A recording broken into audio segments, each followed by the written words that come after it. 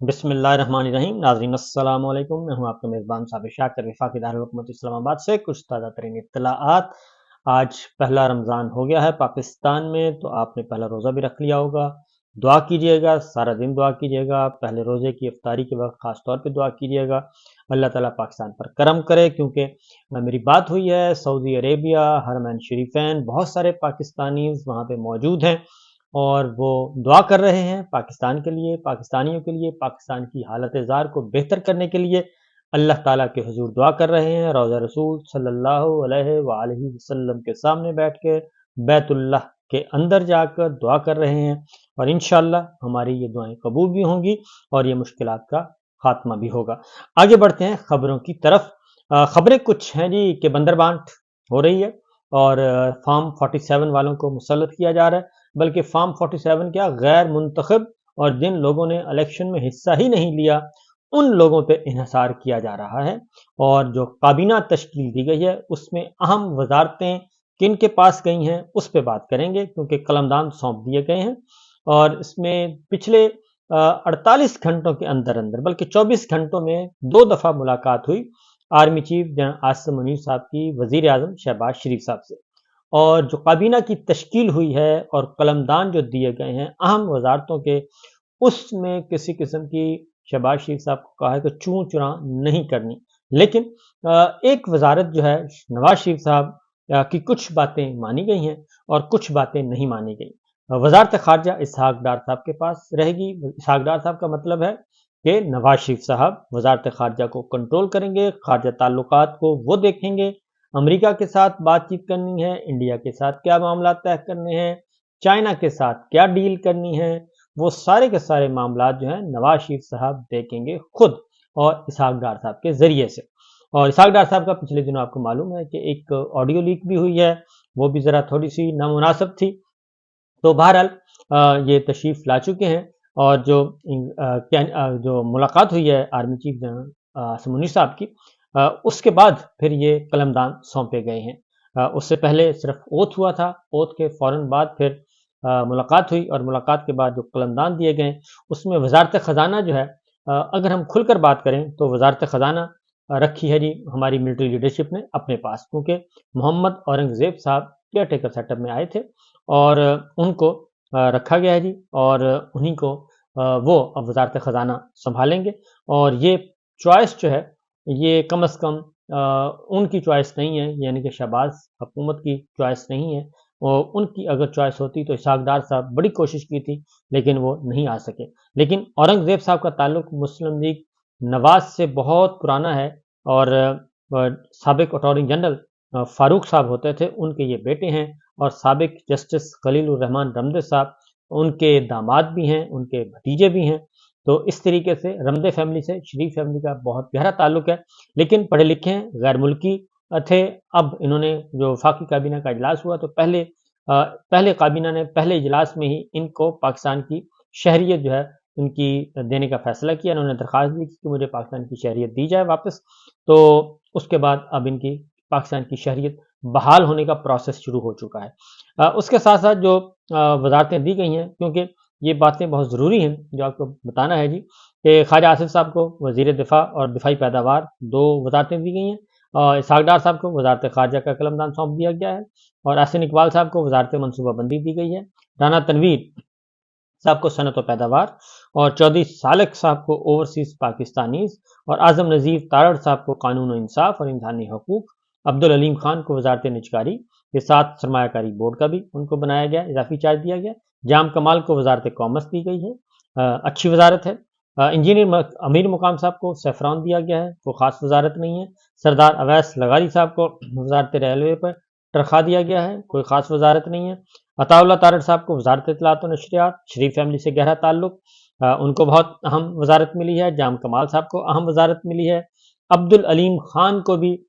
کہہ سکتے ہیں آپ عام وزارت اچھی مل گئی ہے، لیکن میرا نہیں خیال کہ یہ کوئی وہ خوش ہوں گے، کیونکہ وزارت نجکاری ہے، کوئی کام شام تو ہوتا نہیں ہے، چیزیں بیچنی ہیں۔ اور رانا تنویر صاحب کو بہت اچھی ان کو دی گئی ہے جی، رانا تنویر صاحب کو بھی اچھی ہے۔ چودھری سالک صاحب کو اوورسیز پاکستانی دے دیا گیا ہے، وہ سیر سپاٹا کریں گے۔ اور ख्वाजा आसिफ साहब آپ کو بتا چکا ہوں دفاع کے ہیں اور دفاعی پیداوار ہیں اور سب سے زیادہ فوج کو گالیاں دیتے ہیں، لیکن اس کے ساتھ ہی ان کو دوبارہ سے دفاع کا وزارت دے دی گئی ہے۔ اور اس طریقے سے کیسر احمد شیخ صاحب کو میری ٹائم کے وزیر مقرر کیا گیا ہے، ریاض پیرزادہ صاحب کو ہاؤسنگ اینڈ ورکس دے دیا گیا ہے، مصدق ملک صاحب کو بہت ہی اہم وزارت ملی ہے، پیٹرولیم پاور اچھی خاصی منافع بخش ہے، اور کیسر احمد شیخ میری ٹائم کے وزیر ریاض پیرزادہ کا بتا دیا آپ کو میں نے، اور محسن نقوی صاحب کو وزارت داخلہ اور ان کو نارکوٹکس کنٹرول کا اضافی قلمدان سونپا گیا۔ یہ خاص وزارت ہے اور یہ خالصتاً دی گئی ہے جناب آرمی چیف عاصم منیر صاحب سے، ان کا بہت ہی اچھا تعلق اور تعلق داری ہے، عزیز داری ہے، تو اس اعتبار سے اور نگران وزیر اعلیٰ ان کو بہت اہم وزارت دے دی گئی ہے۔ اب نقوی صاحب کو جو وزارت دینے کا مطلب کیا ہے؟ وزارت داخلہ اب شریف فیملی یا شہباز شریف صاحب کنٹرول نہیں کریں گے، بلکہ یہ کنٹرول کیا جائے گا پنڈی سے، اور اس میں جو بنیادی میسج ہے وہ یہ ہے کہ کسی بھی قسم کی کوئی مفاہمت نہ ہو، خاص طور پہ یہ بہت جو اگر مفاہمت کی ہونی ہوتی اور مفاہمانہ ہوتا رویہ تو نقوی صاحب کو وزیر داخلہ نہ بنایا جاتا، لیکن نقوی صاحب کو جو وزیر داخلہ بنایا گیا ہے ان کی کارکردگی جو کہ انہوں نے پنجاب میں بطور کیئر ٹیکر چیف منسٹر اور جو پاکستان تحریک انصاف کو ڈیمولش کرنے کا پروجیکٹ تھا اس پہ انہوں نے بھرپور طریقے سے اپنا حصہ ڈالا، بلکہ وہ اس ٹیم کے کیپٹن تھے صوبے میں جو ڈیمولش پاکستان تحریک انصاف اور کرش عمران خان کے پروجیکٹ پہ کام کر رہے تھے۔ اور یہ بہت ساری چیزیں 9 مئی کے بعد آپ کو بہت اچھی طرح اندازہ ہے، اور 9 مئی کے بعد بھی اور 9 مئی سے پہلے بھی مارچ میں ایک ہوا تھا، زوان پارک پہ 2 دفعہ حلہ بولا گیا، اور اسی طریقے سے ایک دفعہ جوڈیشل کمپلیکس اور انٹرچینج پہ حلہ بولا گیا تھا جب آ رہے تھے، تو وہ ساری ذہن میں رکھیں باتیں، اور یہ ساری چیزیں ذہن میں رکھیں گے تو آپ کو بہت اچھی طرح سمجھ آ جائے گی کہ کیا معاملات ہیں اور کیا سچویشن چل رہی ہے۔ بہرحال یہ آہستہ آہستہ معاملات آگے بڑھیں گے۔ اب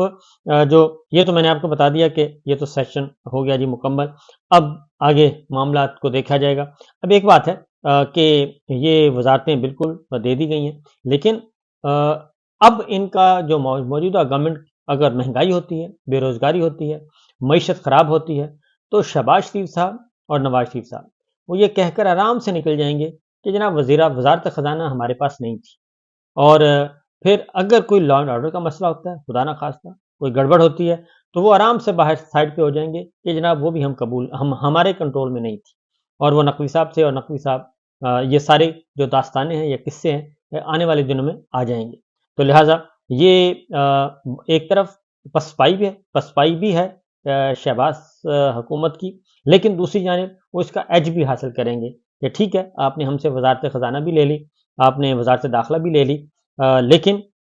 اس کے بدلے میں جو اس کے ہوں گے سائیڈ ایفیکٹس ہوں گے، اور جو فساد برپا ہوگا اور جو معیشت خراب ہوگی، تو پھر اس کے حصے دار ہم نہیں ہیں۔ یہ بھی ایک ذہن میں رکھیے گا۔ دوسری جانب کچھ اور خبریں، وہ ہے سینٹ، فرسٹ ٹائم پاکستان کی تاریخ میں فرسٹ ٹائم سینٹ جو ہے وہ نان فنکشنل ہو گیا، غیر فعال ہو گیا، اور سینٹ کے 52 ارکان جو ہے مدت پوری کر کے ریٹائر ہو چکے ہیں، اور کچھ سیٹیں ویسے ہی خالی ہیں، جو کہ یہ جو الیکشن ہوا تھا اس میں کچھ لوگ ایم پی ایز اور ایم این ایز منتخب ہو گئے، ان کی وجہ سے سیٹیں خالی ہیں، تو سینٹ کے 52 ارکان جا چکے ہیں۔ مسلم لیگ نون کے 12، پیپلز پارٹی کے 12 اور پی ٹی آئی کے 8 ارکان گئے ہیں۔ جمعیت علماء اسلام اور پی کے میپ پختونخوا ملی عوامی پارٹی نیشنل پارٹی کی 2 سینیٹرز ریٹائر ہو گئے، بلوچستان عوامی پارٹی کے 6 سینیٹرز ریٹائر ہو گئے، اور باپ اب اس طرح سے نہیں رہا باپ جو ہے وہ ختم کر دیا گیا ہے، باپ کو تقسیم کر دیا گیا ہے مختلف جماعتوں میں، کوئی پیپلز پارٹی میں چلے گئے، کوئی نون لیگ میں چلے گئے، اور باپ کی اپنے جو ہیں نمبر وہ کم کر دیے گئے ہیں، ان کا میرا خیال ہے کہ ان کو کھپا دیا گیا ہے باقی جماعتوں میں، لہٰذا باپ کا کام ختم، اور ان کے 6 سینیٹر ریٹائر ہو گئے۔ Jamaat Islami, M Q M اور مسلم لیگ پنشنر کا ایک سینیٹر ریٹائر ہو گیا ہے، اور فاٹا کے 4 سینیٹر ریٹائر ہو گئے ہیں۔ اب جو فاٹا کے سینیٹر وہ واپس نہیں آئیں گے۔ اسلام آباد سے 2 سینیٹر اسد جنیجو اور مشاہد حسین سید بھی ریٹائر ہو گئے ہیں، اور میرا نہیں خیال کہ اسد جنیجو اور مشاہد حسین سید اب دوبارہ آئیں گے۔ مشاہد حسین سید صاحب آئے تھے پاکستان مسلم لیگ نواز کے کوٹے سے، اب ان کے تعلقات اتنے اچھے نہیں ہیں، اور سندھ اور پنجاب کے 12 سینیٹرز ریٹائر ہو گئے، خیبر پختونخوا اور بلوچستان کے 11 سینیٹرز ریٹائر ہو گئے، اور صادق سنجرانی چیئرمین سینٹ بھی ریٹائر، اور ڈپٹی چیئرمین مرزا محمد آفریدی بھی ریٹائر ہو گئے، دونوں ریٹائر ہو گئے ہیں جی۔ اور جو سینیٹرز ریٹائر ہوئے ہیں ان میں اسحاق ڈار صاحب ہیں، اب یہ غیر منتخب جو ہیں کابینہ میں شامل ہیں جی۔ اسحاق ڈار صاحب، رضا ربانی صاحب، مولا بخش چانڈیو، فروغ نسیم اور مظفر شاہ صاحب ریٹائر ہو گئے ہیں۔ قائد حزب اختلاف پاکستان تحریک انصاف ڈاکٹر شہزاد وسیم ریٹائر ہو گئے ہیں۔ Musadik Malik, doctor Asif Kirmani, Waleed Iqbal, Hafiz Abdul Karim, senator Seemi Ezdi retire ہونے والے شامل ہیں۔ سینیٹر فیصل جاوید، پیر صابر شاہ، طلحہ محمود اور مشتاق احمد، جماعت اسلامی، دلاور خان، اعظم سواتی صاحب اور روبینہ خالد بھی ریٹائر ہو گئی ہیں۔ انوار الحق کاکڑ اور شوکت ترین پہلے ہی استعفے دے چکے ہیں۔ سینیٹر احمد خان، کوثر بابر، شفیق ترین، طاہر بزنجو اور نصیر اللہ بازے بھی ریٹائر ہو گئے ہیں۔ اور فاٹا سے ڈپٹی چیئرمین مرزا آفریدی، ہدایت اللہ خان، ہلال الرحمان اور شمیم آفریدی بھی ریٹائر ہو گئے۔ تو اس طریقے سے جی یہ تمام کے تمام سینیٹر ریٹائر ہو گئے ہیں، اور پہلی دفعہ پاکستان کی تاریخ میں، ملک کی تاریخ میں پہلی دفعہ ہوا ہے کہ سینٹ جو ہے وہ غیر فعال ہو گیا ہے، نان فنکشنل ہو گیا ہے، اور سینٹ کو فعال رکھنے کے لیے اس سے متعلق اب پارلیمانی لیڈر جو ہے وہ کمیٹی میں اتفاق کے باوجود رولز میں ترمیم نہیں ہو سکی تھی۔ اور ساتھ ہی ساتھ یہ بھی بتا دوں کہ سینٹ کی اسٹینڈنگ کمیٹیز جو ہیں وہ ساری کی ساری قائمہ کمیٹی وہ بھی غیر فعال ہو گئی ہیں، وہ بھی تحلیل ہو گئی ہیں۔ اب سینٹ کا اجلاس اس وقت ہوگا جب سینٹ کے الیکشن ہو جائیں گے، اور وہ ہونے ہیں جی اپریل میں۔ تقریباً 1 مہینہ سینٹ جو ہے وہ بند رہے گا، اور آدھا پارلیمنٹ، ایک ایوان جو ہے پارلیمنٹ کا وہ اس کی چھٹی ہو گئی ہے۔ یہ سب کچھ پہلے بھی ہو سکتا تھا اگر الیکشن، یہ غیر آئینی غیر قانونی اقدامات کیوں ہو رہے ہیں، یہ ہو سکتے تھے، بہت اچھی طرح ہو سکتے تھے اگر سب کچھ ان ٹائم ہوتا، آن ٹائم ہوتا، پاکستان میں انتخابات 90 دن کے اندر اندر آئین کے مطابق ہوتے تو ایسا کوئی بحران نہیں ہونا تھا۔ لیکن رجیم چینج کے بعد آپ کو پتہ ہی ہے کہ رجیم چینج کے بعد آئین ختم کر دیا گیا ہے، ہر روز آئین ٹوٹتا ہے۔ آئین شکنی تو اس حد تک ہوئی ہے پچھلے 2 سالوں میں، آپ تصور بھی نہیں کر سکتے۔ یعنی کہ آئین کی اب کوئی ہمارے ہاں کوئی قدر نہیں رہی، آئین نام کی کوئی چیز اس وقت نہیں ہے ہمارے پاس، قانون کوئی نہیں ہے، عدالتی فیصلے کچھ نہیں ہے۔ تو یہ سچویشن ہے جی۔ اور اس کے ساتھ ساتھ جو امپورٹنٹ خبر ہے جی وہ یہ ہے کہ سلمان اکرم راجہ صاحب اور سردار لطیف خان کھوسہ صاحب کو رہا کر دیا گیا، باقی جتنے بھی گرفتار لوگ ہیں ان کو رہا نہیں کیا گیا۔ اور البتہ پاکستان تحریک انصاف کے جو اسلام آباد کے رہنما تھے، ان کے خلاف دفعہ 144 کے تحت مقدمات درج کیے گئے تھے، ان کی بھی ضمانتیں منظور ہو گئی ہیں۔ اس میں شیر افضل مروت صاحب ہیں، علی بخاری ہیں، احمد مغل ہیں، شعیب شاہین صاحب ہیں، چودھری الیاس مہربان ہیں، ان سب کی ضمانتیں منظور ہو گئی ہیں۔ اور اس کے ساتھ ساتھ اس کے بعد تلخیاں بڑھ گئی ہیں، اور تلخیاں بڑھنے کے بعد آج جو ہے ایک قومی اسمبلی کا اجلاس آج پاکستان تحریک انصاف نے ایوان کے اندر بھرپور قسم کا دمادم مست کلندر کا پروگرام بنایا ہوا ہے، بھرپور احتجاج کیا جائے گا۔ انہوں نے فیصلہ کیا ہے، پریس کانفرنس بھی کر دی ہے، اور اسد قیصر صاحب نے ایک میسج دیا تھا کہ اگر محسن نقوی کو وزیر داخلہ بنایا جاتا ہے تو اس کا مطلب یہ ہے کہ ان کے ہاں مفاہمت نام کی کوئی چیز نہیں۔ تو مفاہمت کون نہیں کرنا چاہتا، یہ ایک بہت بڑا سوال ہے۔ اور کیونکہ پاکستان تحریک انصاف اور جو ہے ان کی کمیٹی بھی بن گئی تھی، لیکن اس طرف کوئی نہیں جا رہا، اور محسن نقوی کو وزیر داخلہ بنایا جانا پاکستان تحریک انصاف سمجھتی ہے کہ یہ ان کو میسج دیا جا رہا ہے کہ ہم آپ کو سیدھے ہاتھ نمٹیں گے۔ تو اسد قیصر صاحب نے بھی میسج کنوے کر دیا تھا۔ آج پھر کل پاکستان تحریک انصاف کی لیڈرشپ نے پریس کانفرنس کر کے بتا دیا کہ جناب یہ جو ہمارے پرامن جمہوری حق کو استعمال نہیں کرنے دیا جا رہا، تو پھر اب ہم بھی اسی طریقے سے چلیں گے۔ علی امین گنڈا پور صاحب کو دھمکیاں دی جا رہی ہیں، لیکن وہ بڑے مطمئن ہیں، اور چونکہ ان کے پاس مینڈیٹ ہے، اور وہ فارم 47 والا نہیں ہے، فارم 45 والا مینڈیٹ ہے، اوریجنل ہے، سب کچھ ہے، تو یہ بھی ہو رہا ہے جی۔ تو بہرحال جی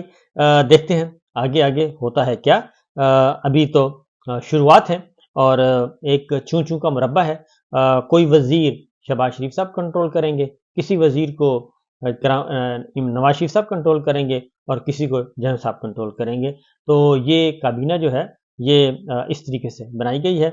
مختلف جو کوارٹرز ہیں ان کے یہ وزارتیں ان میں تقسیم کر دی گئی ہیں۔ تو کہ جو دو دفعہ 24 گھنٹے میں آرمی چیف کی 2 دفعہ ملاقات جو ہوئی ہے،